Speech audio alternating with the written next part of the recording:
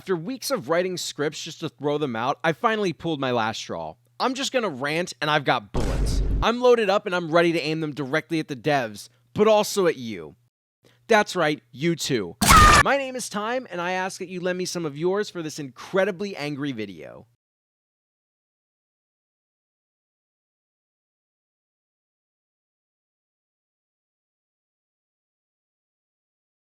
To start things off, let's talk about why I'm staring down the devs. The answer is really simple. They make bad choices. They always have, and it seems like this isn't going to change anytime soon.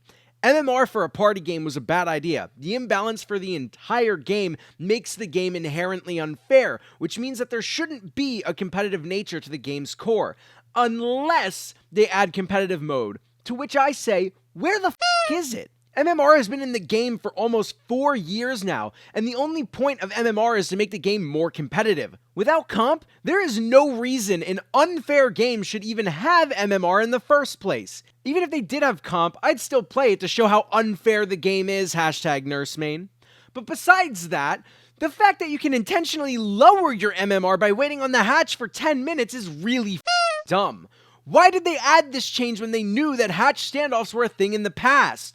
It's beyond me.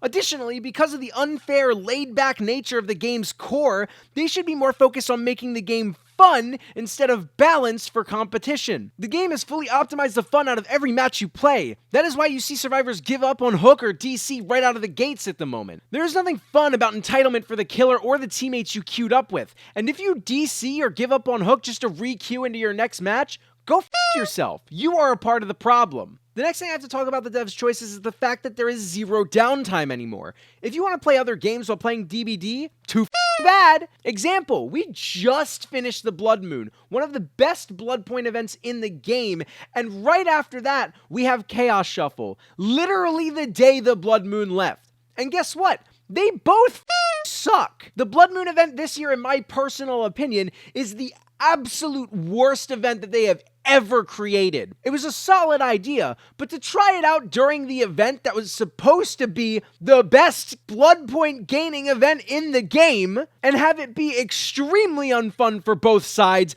boggles my mind. Blood gens are uninteresting as you have to grab blood and then walk to the generator just to fill it up with zero actions required from the survivor. They just drop the blood into the tank. It's boring as shit.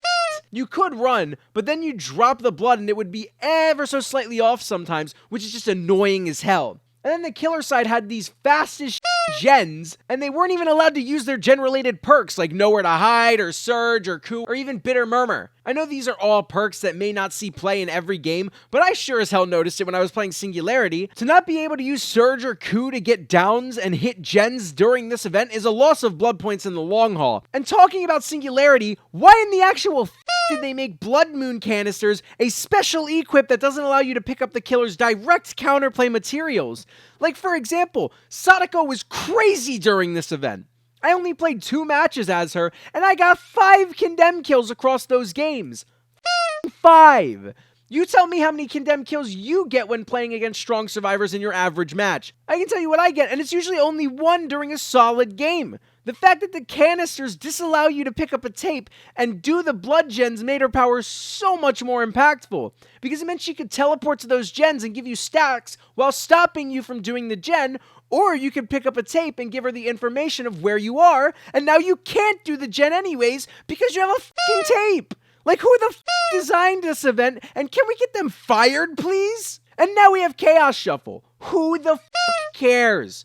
Chaos Shuffle should be a toggleable feature, not an entire game mode. We don't need a game mode to want to play with random perks. Having random perks in a normal game, if we choose to, would be fine if you didn't optimize the fun out of your game. Instead, try adding more interesting playstyles with more niche and fun builds. Why do you think people wanted to have the random perk rift challenge be a feature in the first place? The more fun you add into the game and the less optimization will make players gravitate towards fun when they aren't having it. It's not rocket science to tell that your community isn't having fun with the literal dog shit you put out there, but it's fine. Why don't we just add another Bikini Sable skin into the game instead of doing something important like, oh, I don't know, fixing the 12,000 bugs in this game?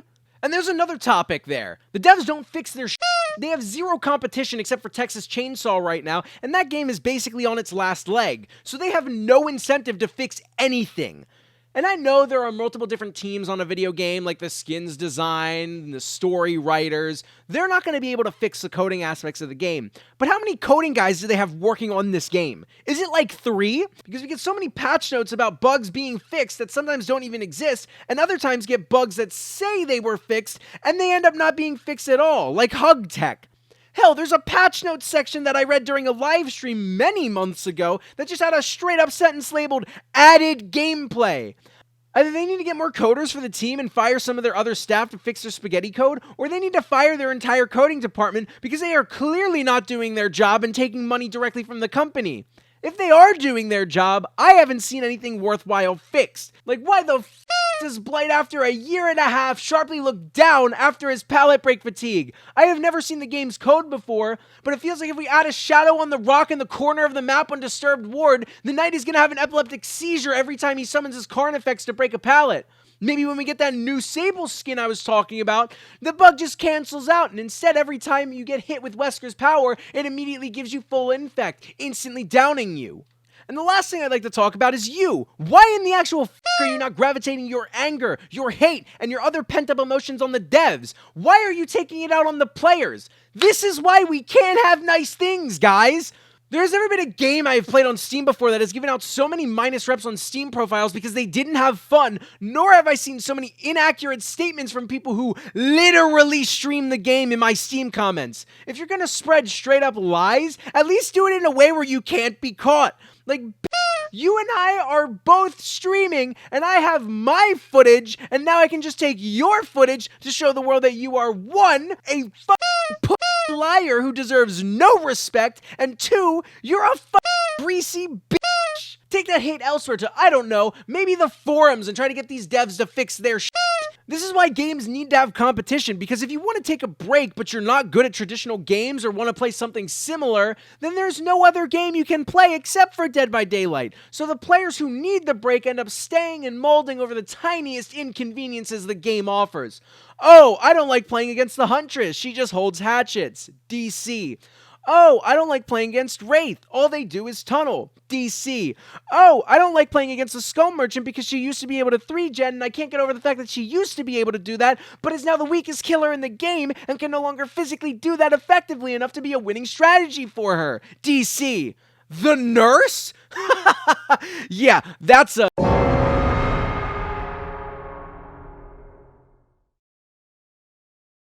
Before I leave you guys, I wanted to have a real talk. Firstly, I'm actually recording this before I say the rant. I just have a feeling that my voice is going to be gone afterwards, so I need to make sure that I can say all this stuff clearly here. And secondly, the main part of this video. The last time you saw one of my P100 journeys, I left off with Chucky. And with that video, I did not reach the goal I had hoped for, which did tank my enthusiasm for creating those types of videos. It takes a lot of time in order to make videos like that, and even still, I would love to continue to make them, but that's a time investment that I can't guarantee right now. I have 2 videos fully documented with over 300 hours that I have to sift through, and as you may know, I'm a little upset with this game. Additionally, I'm also extremely burnt out. From when you last saw me, Chucky was my last Prestige 100, which totaled up to 6 Prestige 100s, but now I have a total of 10 Prestige 100s.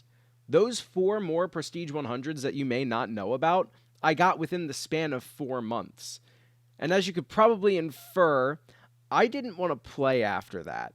4 Prestige 100s over 4 months is a lot of time.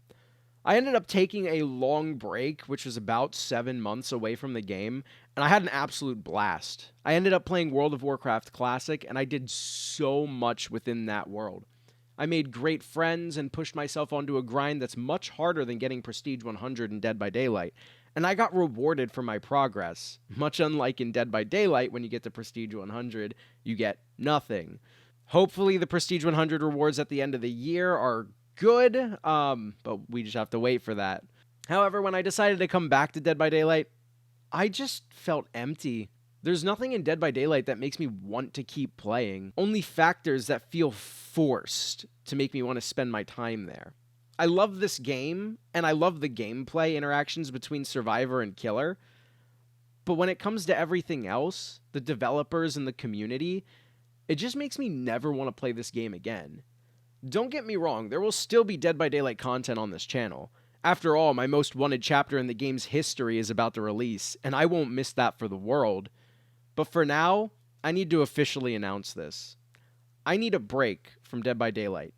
A much longer one than I took previously. I understand if you want to unsubscribe from the channel, as there won't be a lot of Dead by Daylight content moving forward for the time being.